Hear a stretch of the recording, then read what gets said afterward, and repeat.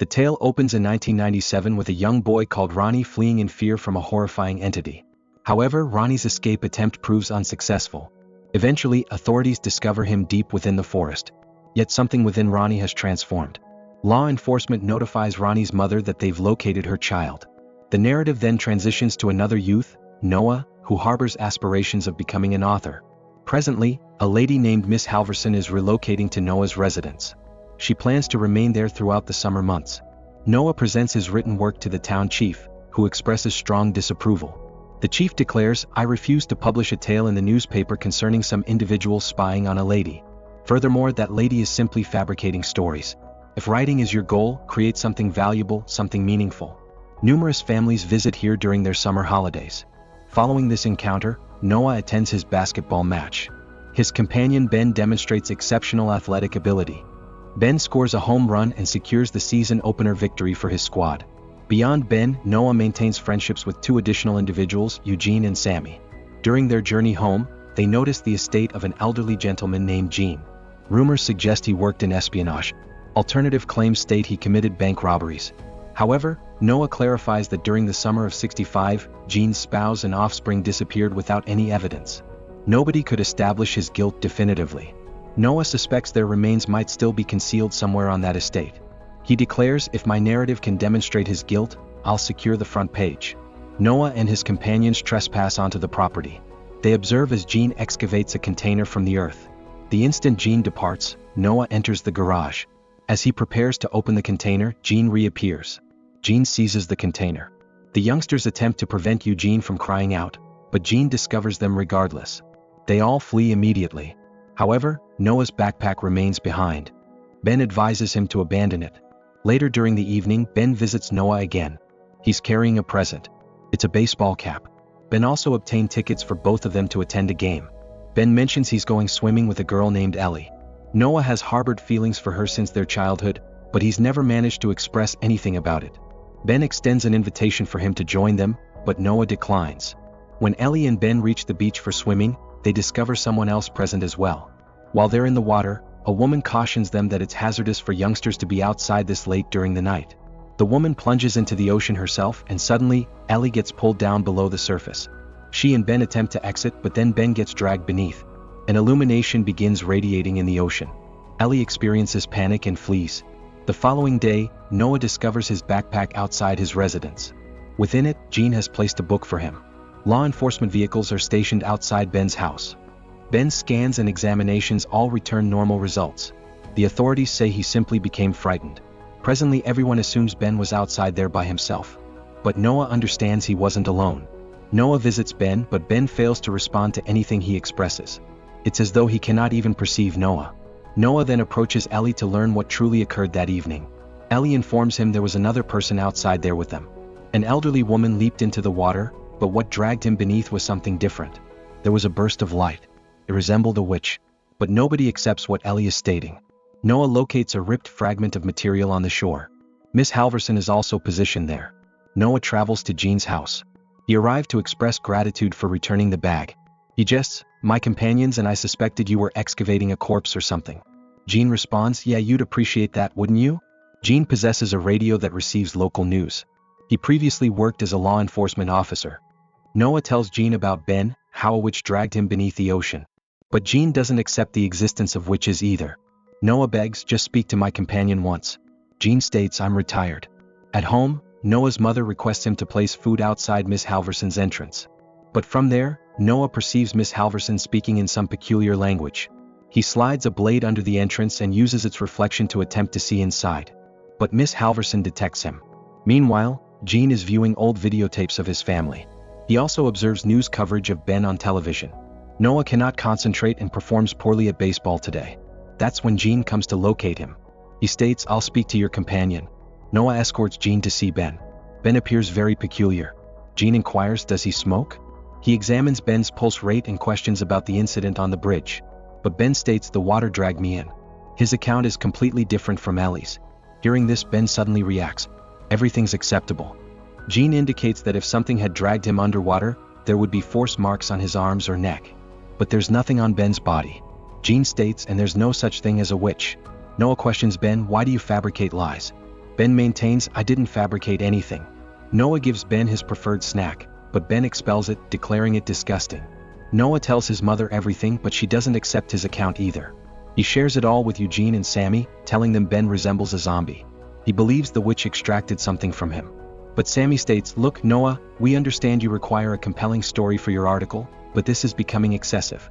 We understand things have been difficult ever since you lost your father. You're seeking evil around every corner of this island, but there isn't anything to be discovered.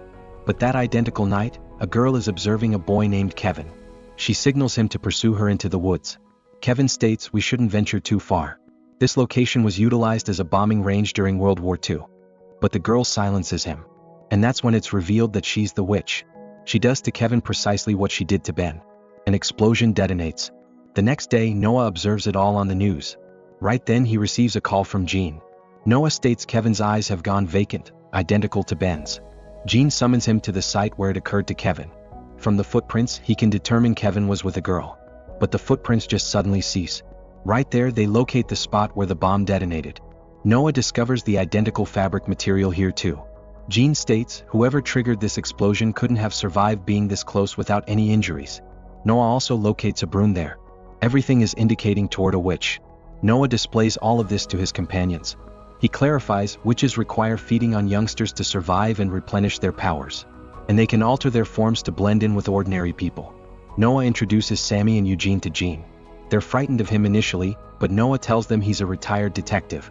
Eugene mentions that according to legend, a witch can be eliminated with silver bullets. But Jean still doesn't accept the existence of witches. He calls it a suspect. He's going to contact an old colleague at the bureau to obtain some assistance. He tells them you all keep your eyes vigilant too. If you observe burn marks or blast wounds on anyone, inform me. After that, Noah returns home and surveys around through his telescope. And that's when he observes Miss Halverson staring back at him. She's heading somewhere. Noah sneaks into her room. Her shawl is positioned there. There's an extensive list of children's names. Noah locates numerous drawings made by youngsters. But then Miss Halverson returns. Noah conceals himself in the closet. Miss Halverson grabs her shawl and departs again. The next day, Noah informs his companions that all of this commenced the moment she arrived. He perceived her chanting something bizarre. So presently they're going to pursue her. They trail her all the way to a children's theater. Noah jumps on her to halt her. They throw holy water on her. They start shouting she's a witch. But Miss Halverson clarifies, I'm a children's author. I'm here for a reading. Everything you located in my bedroom was related to my work. And I pray in Latin at night. Miss Halverson departs Noah's house, stating, I only requested respect and privacy, but I didn't even receive that. Noah apologizes to his mother, but she tells him to leave. Noah travels to Jean's place. Jean is viewing a baseball game. Noah states, I was supposed to attend this game with Ben. Jean already understands about the incident with Miss Halverson. He states, one incorrect accusation can destroy a person's reputation permanently. Noah states, I don't desire to disappoint my mother, especially after my father's death.